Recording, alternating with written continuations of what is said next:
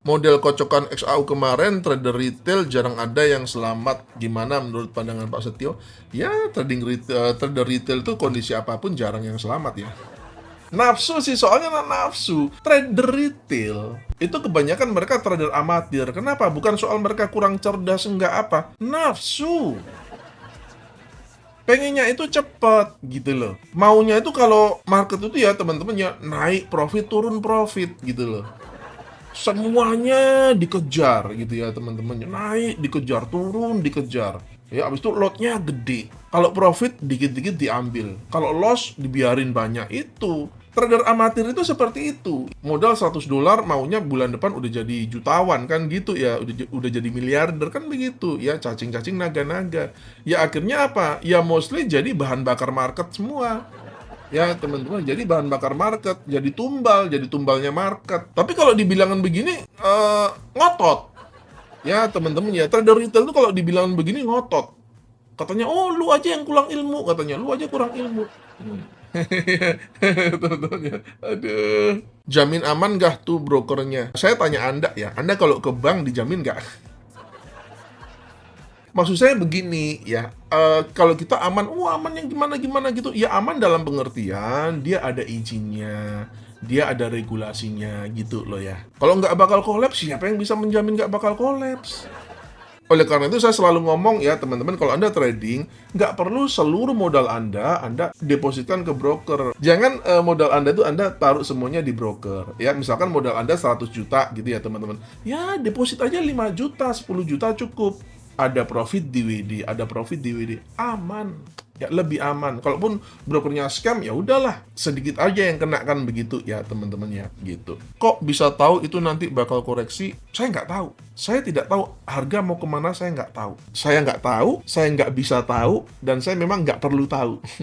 Ya.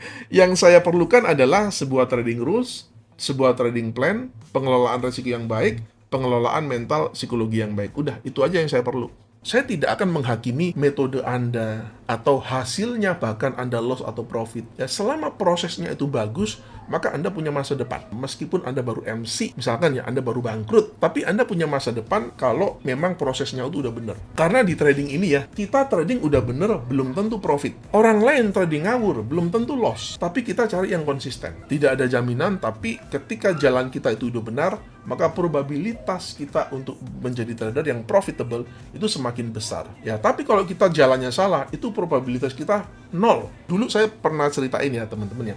Ada yang tanya sama saya, lu pakai SL nggak?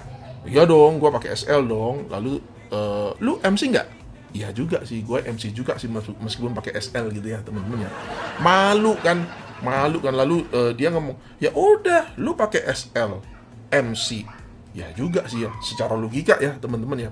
Gua nggak pakai SL, lu profit enggak, MC juga. Dia bilang, loh lu MC juga, sombong banget lu. Ya udah, sama-sama MC, lu pakai SL, gua nggak pakai SL, ya udah, untuk apa pakai SL gitu ya teman. Sepertinya logikanya bener ya. Tapi faktanya adalah bener, memang kita pakai SL, kita udah bener, itu nggak ada jaminan profit. Bisa loss juga, bisa MC juga.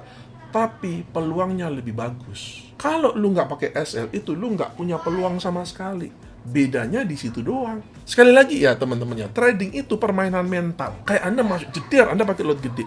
Kayak dikasih profit dulu, men. Wih, profit enak nih, men. Gua sehari 5 menit cepat bisa dapat cuan gede. Tapi akhirnya dari situ dia akan ketagihan, nyanduk. Ya kayak judi gitu loh. Ya, enak nih pertama dikasih menang gitu ya, teman-teman ya. Akhirnya disikat sampai habis. Sulitnya trading itu di mentalitasnya. Kalau untuk metode, teknik, caranya, aduh itu gampang, udah banyak buku. Anda baca buku selesai dah. Nggak usah sibuk cari mentor untuk apa. Mentor juga baca buku. Anda baca aja buku. Anda ilmunya sama dengan mentor. Yang susah itu justru mentalitasnya. Pak Setio, tolong dong saya ngelok di sini gimana? Ketika saya kasih, coba lu buka di sini, lu tutup di sini. Sukses. Diulangin lagi. Lain kali dia ngomong saya, Pak bantu lagi. Udah lu nggak usah minta bantu saya.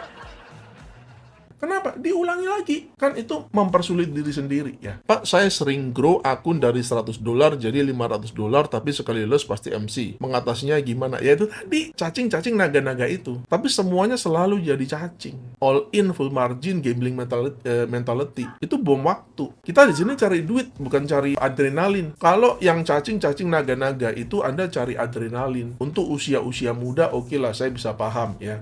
Usia-usia muda yang mencari keseruan-keseruan ya, oke lah saya bisa paham. Tapi nanti harusnya ketika Anda udah bertumbuh secara lebih dewasa ya, harusnya mentalitas seperti itu harusnya udah nggak boleh lagi. Seru-seruan, memang seru sih, seru tapi loss tapi nikmat kan gitu ya. Loss tapi nikmat.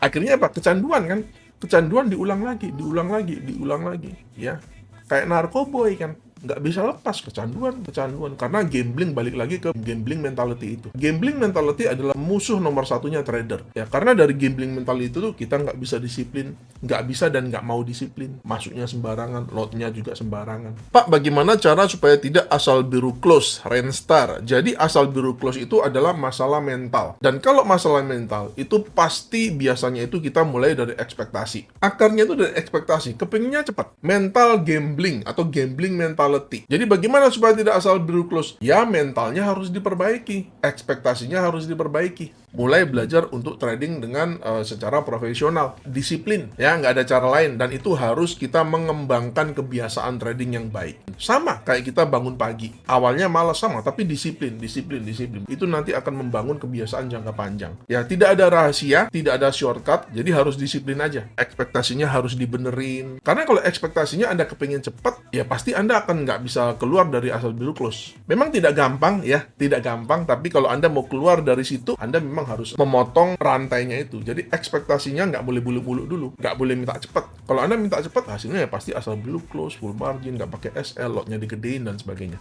Ekspektasi yang bombastis, semuanya itu mulai dari ekspektasi ya. Kenapa orang 90% trader itu ngawur? Ya karena mereka ekspektasinya itu udah nafsu duluan dari awal, tuh udah nafsu duluan, pengen cepat kaya, lihat orang flexing tuh nafsu duluan gitu.